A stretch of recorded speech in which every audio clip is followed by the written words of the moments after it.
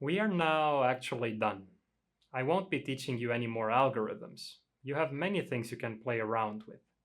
And I'm quite happy with the car we have right now. It's making its own decisions and it's avoiding all other cars.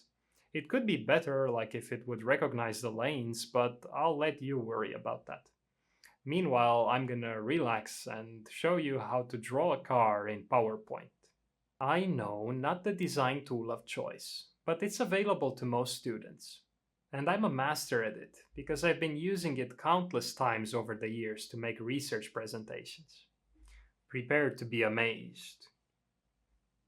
Gonna code, debug, and have fun. Coding with Radu.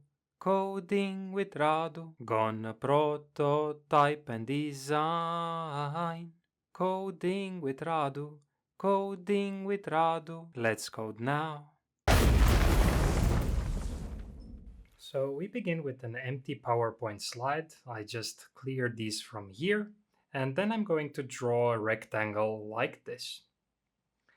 But because we want this to be 30 by 50, I'm going to set here a size, like for example, 5 inches by 3 inches. We just want the aspect ratio to match.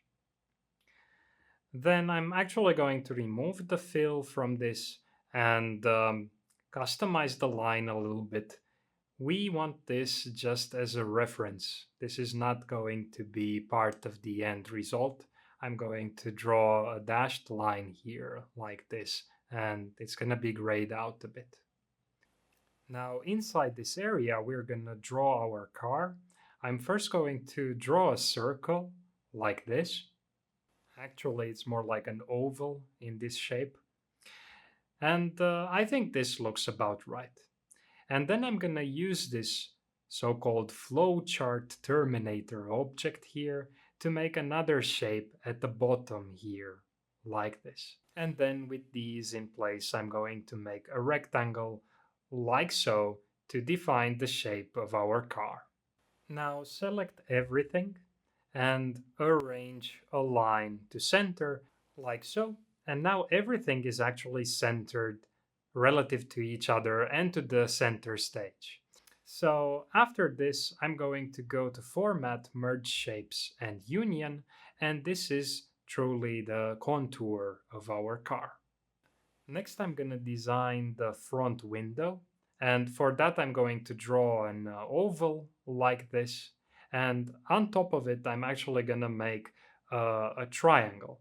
I just draw it here for now, and then I'm going to go to rotate and flip vertical and stack it over the oval like this.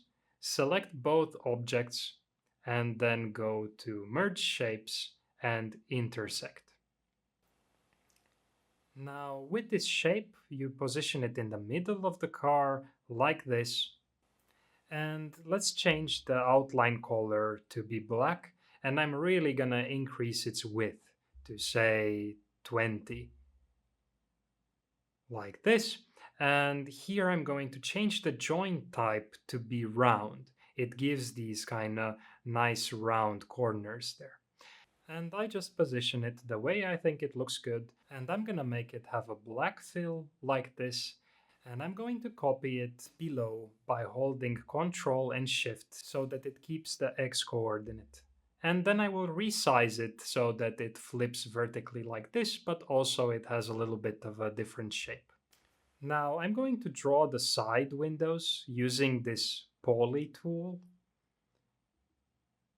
And I just make it the way I think it looks nice, like this. And then I'm changing the join type to round, and I give it also a thicker width like this. And then it's also gonna have a black fill. Now, I don't like exactly how this looks like, so I'm gonna right click and edit points and change these slightly, like so.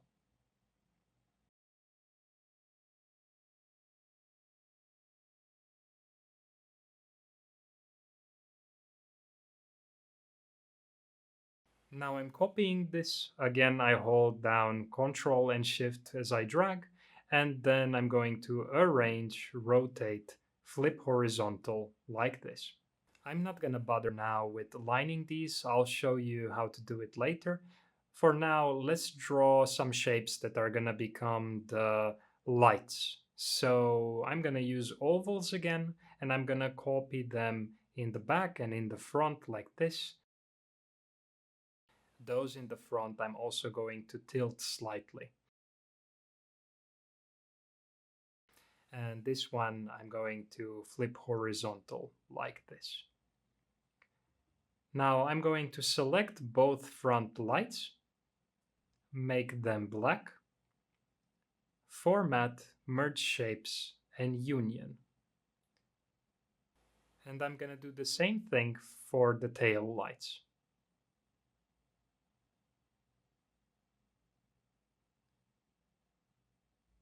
Now I'm going to select these side windows like this, and I'm going to group them. And I will select all other black things on screen, like this, and go to Align, Center, like this. And these made all the things align properly. Now I'm going to select both the car body and the front lights and drag to the side. I'm holding down Shift and Control for this. And I'm going to do the same thing with the tail lights. Then I'm going to go to Merge Shapes and Intersect. But be careful here, because if you don't select first the tail lights and then the body, then you're going to lose the black color.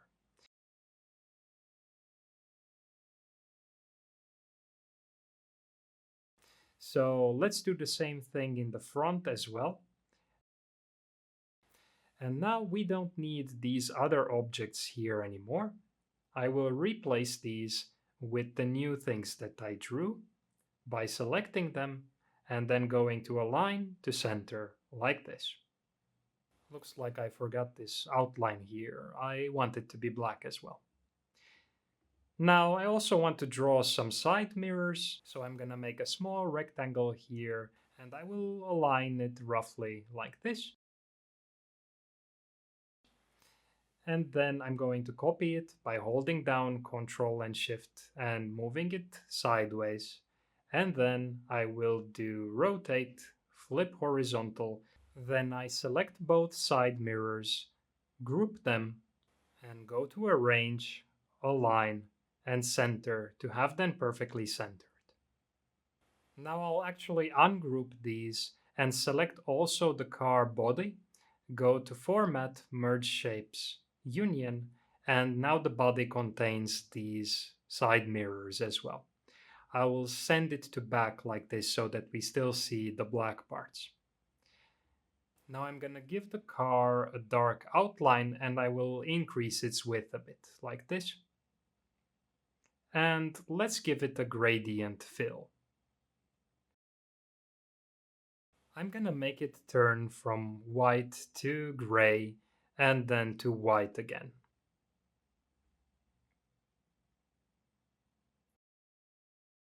And align the gradient better with the car. Sometimes PowerPoint does these weird things where the orientation changes.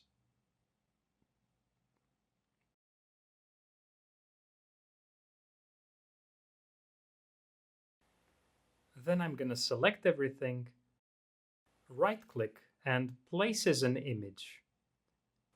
And shrink this image because we really don't need such a high-quality car in our app.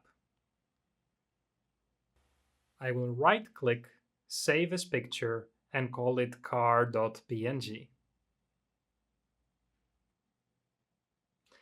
Now with our car image here inside of the project, I'm going to go to car.js, and in the constructor, I'm going to refer to this image. So I'm gonna say this image is equal to a new image, and I'm going to put the source of this image equal to car.png. I'm referring to the file right here in the same directory. Now, here in the draw method, I'm actually going to remove almost all the code that we have here, apart from this sensor drawing. And instead of drawing the polygon, I'm going to put this image there instead. And I'm going to have to use the same canvas translating and rotating tricks from in the first lecture. So I will translate to the cars X and Y and rotate by minus the angle. And here, instead of the rect method we used then, I'm going to use the draw image method, which takes this image and then an X, a Y, and then a width and a height, and draws it on the canvas. We need to remember to restore now, otherwise this translation and rotation is going to happen again and again and again for every car and each frame, and funny things will happen. So remember to put the restore there. I'm going to save this file and refresh the page. We have something that looks quite nice already, but the colors are gone. So I'm going to teach you next a method to keep the color that we had previously and use it as some kind of a mask to have these cars have any color that we want, really. For that, we actually don't need the color here anymore, but we should add it to the car constructor itself. I'm going to put it up here as color with the default value of blue, because we want the cars to keep their color in memory so that they know what color they have. So now with this color, I am going to go here and say this mask is equal to, and I'm going to create a new canvas element, a small canvas element the size of our car, really. So the width is going to be the width of the car, and the height is going to be the height of the car. Since this is inside of the constructor here, I can just use width and height directly. And we are going to draw the car on this mini canvas first. And then we're going to use a trick to keep it in the original color coming from the constructor. So here I'm going to refer to the canvas context first, like this. So this mask canvas that I called it mask previously.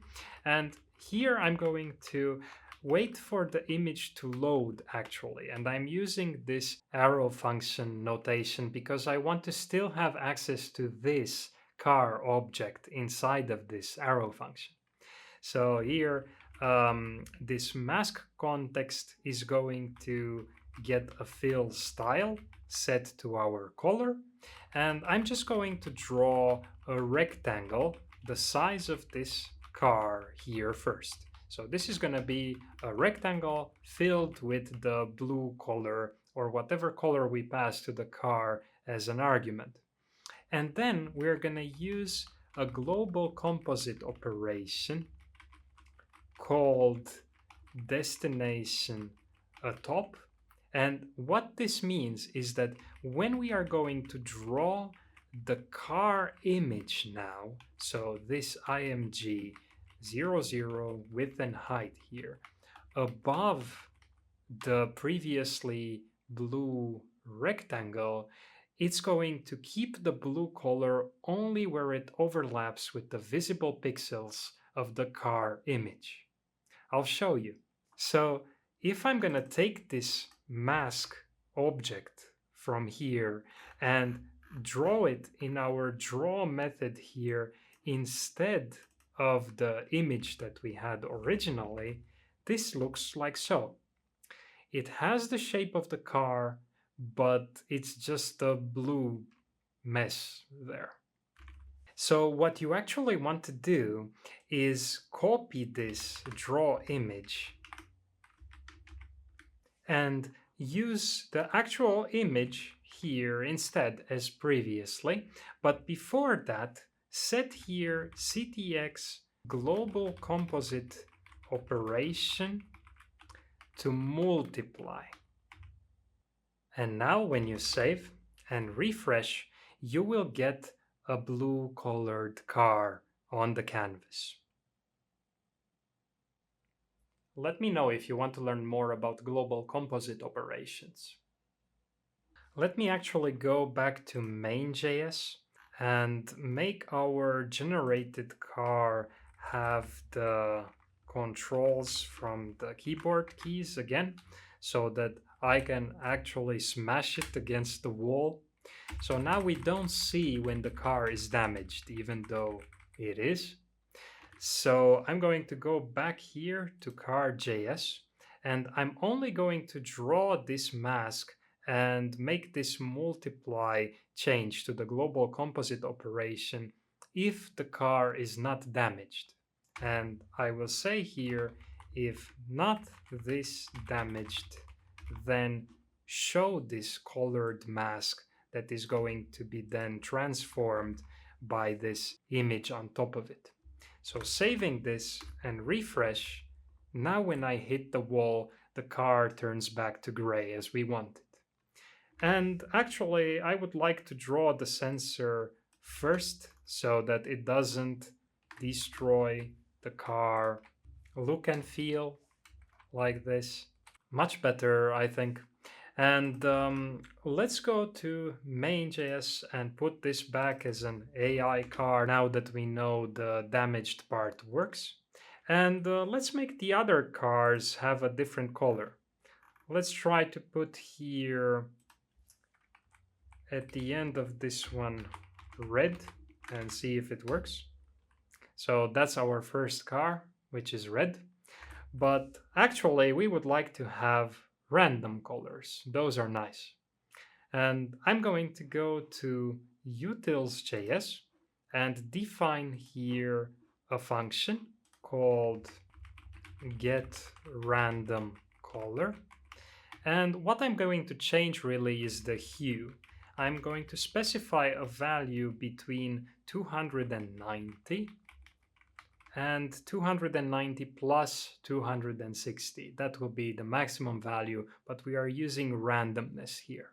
So in this way, we will get all kind of hues, but not blue hues, because our car is blue, because my car is blue. So here I'm going to return a color using the HSL format. So this stands for hue, saturation, and lightness.